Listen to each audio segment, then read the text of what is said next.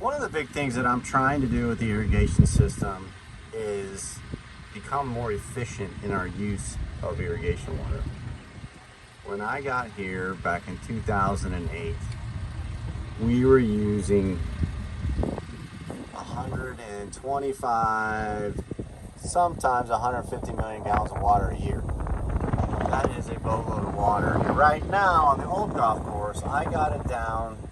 Some years we were 90-ish, some years we were low 80s, but we've been constantly going down and down and down, just trying to really dial in and get as efficient as we can.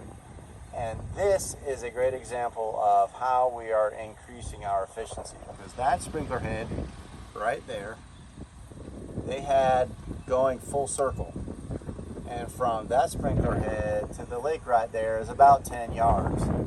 But that sprinkler head, so that's 10 yards, that's 30 feet. That sprinkler head is set to shoot 50 something feet, which means we're watering the lake.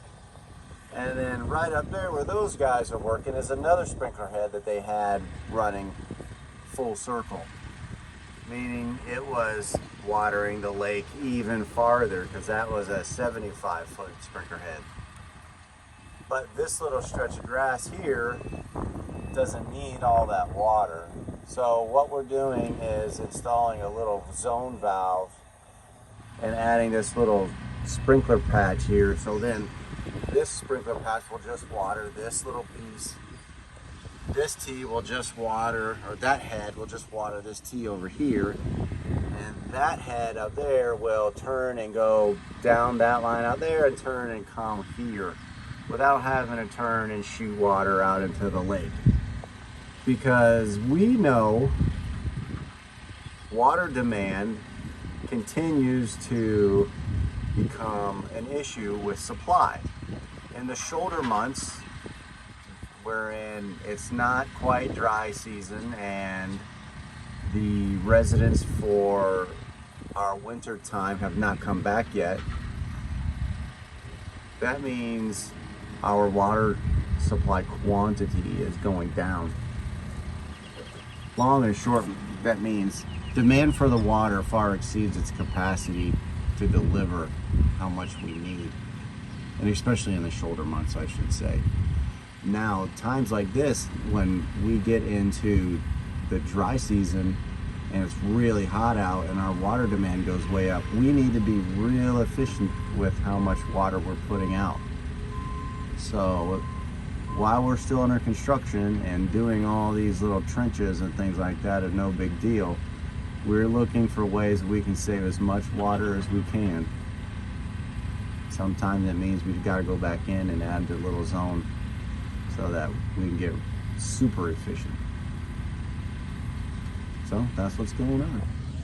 And then over here on 8, they're getting ready to start adding some bunker sand. So lots going on still. Going crazy on the driving range. So let's go check that out. Range update.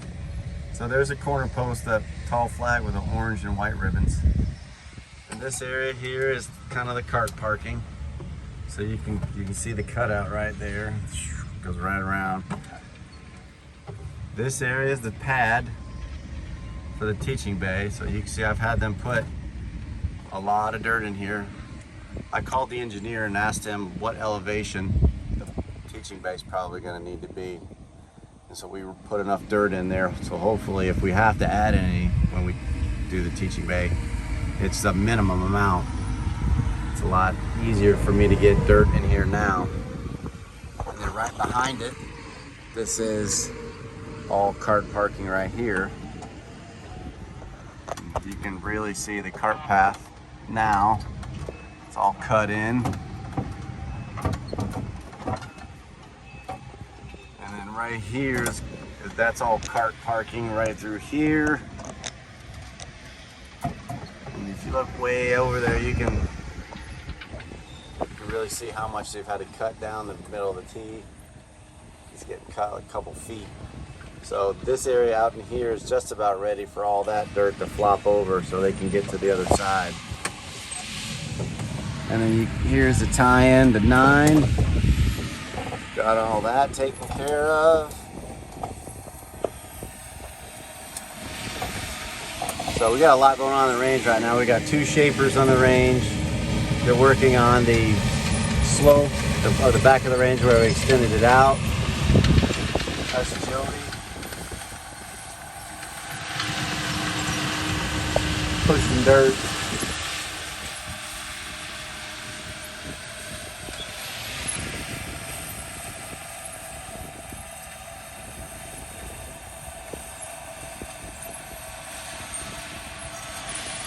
So we're still waiting on the bore. Hopefully, it'll happen next week. Well, I should say the end of this week. That main line that's over there, get my zoom right. That main line that's over there has got to come this way and tie in to that main line laying on the old putting green. But it has to get teed into the line that goes underneath Burning Tree Drive over to number 10. So there's a lot going on there, and then we still got to finish adding the sprinkler heads around the back of 9. I always get my zoom backwards. So still waiting on a little irrigation right there so we can finish up the irrigation back in here, tie it into all this stuff, and then we can start building the putting green and finish out 1Ts. So these red flags here represent the cart path extension. So the cart path is going to go all the way over to here.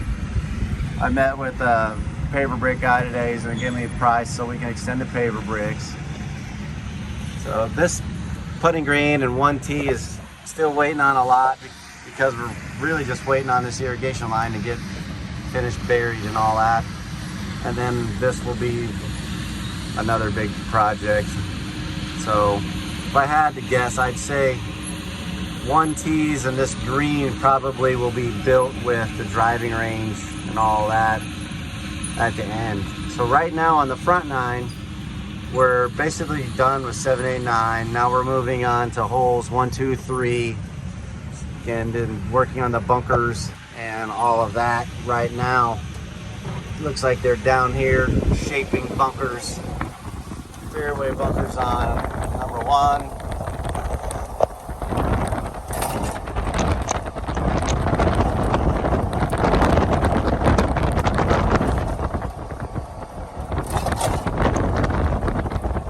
You can see the cutout for all the waste area around the tees, out here in front of the tees.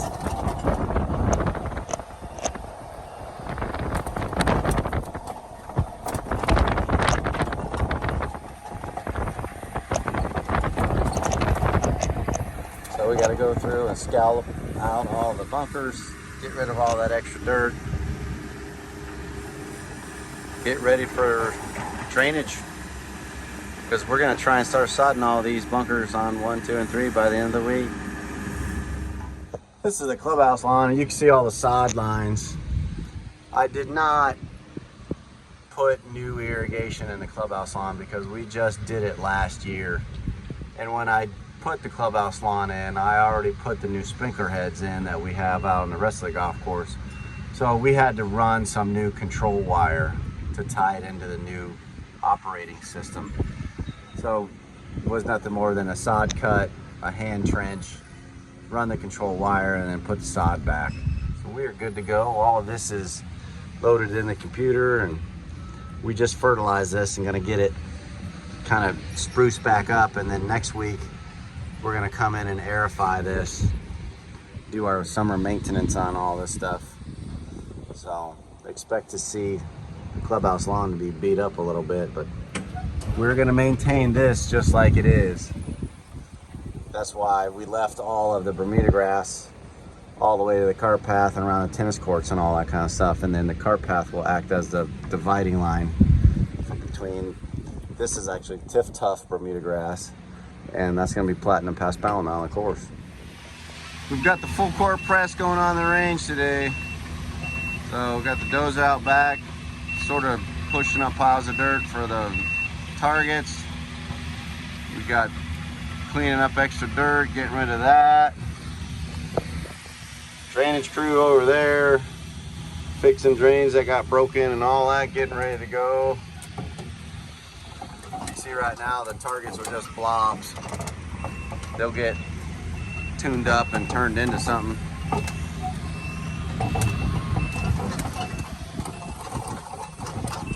We got the other dozer over there. He's finishing up grading the short game area and starting to push the range tee flat. Then once that's pretty flat, then we got to take all that old greens mix and flop it over, get it out of the way so we can start working grading all this side of the range tee. We need to get out of the range tee. There's a big area that needs to move a lot of dirt. And then we need to get in here with the irrigation crew. And this is probably gonna be 3 or 4 days just irrigating this area. It's a lot to do out here on the range. So you can see pushing all this dirt, cutting in the cart path.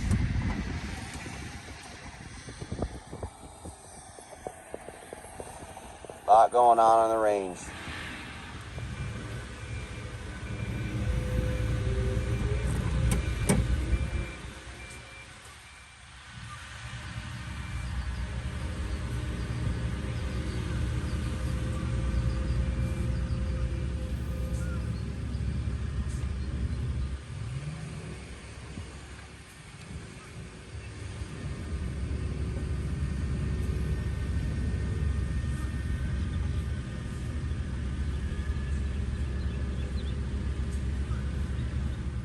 This is hole 7, and we are almost ready to start sprigging.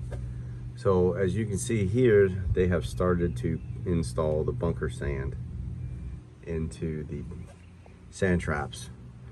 So it gets a good presentation of how vertical the sand is going to get, and that is the reason for the bunker liner. The reason why we want to put the bunker sand in now is once we sprig everything and grass everything, and we just don't want to have to run all the dump trucks and everything back over all that stuff to get the sand in the bunkers. As well as we're going to be running so much water, we want to protect the bunker liner from any potential washout. Now we still might get a little bit of washout from the grass edge down onto the sand, but that's easy to correct with just a shovel. Scoop out the contaminant, throw in the new bunker sand, and away we go.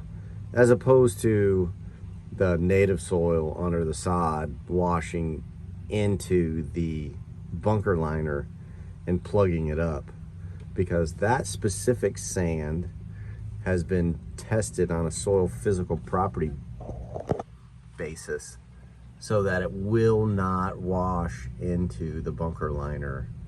It is very specific with its particle size, distribution, and particle shapes. So the bridging factor, what they call it, the bridging factor is such that it will not wash down into the bunker liner. But I cannot say the same about all this stuff, this native soil. It probably would wash down into the bunker liner and plug it up, and we might as well not even have it then. So getting ready, they're out smoothing out a bunch of the ruts and all that kind of stuff, getting it all touched up. Won't be long before we will see water flying everywhere as we get into the grow-in phase. 8 white tee. Look this way. That's the senior tee. The red tee is right up above it, or I should say in front of it.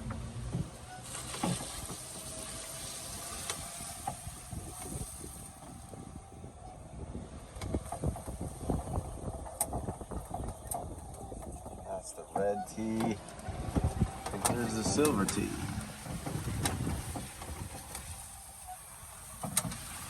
Watering a little sod here, making sure everything stays nice and wet. And this whole area right out here, all of this is all waste area.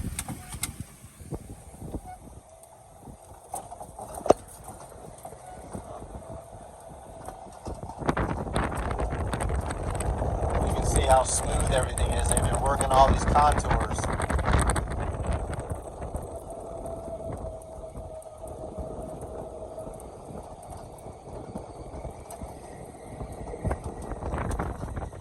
So there's this is the vault here. They call this the vault with the exposed drain line, and the sand will go right on top of that. So in case there's a boatload of water gets in that at one time, it can all wash down, jump in that vault and get right into the drain line without having to go through the gravel blanket.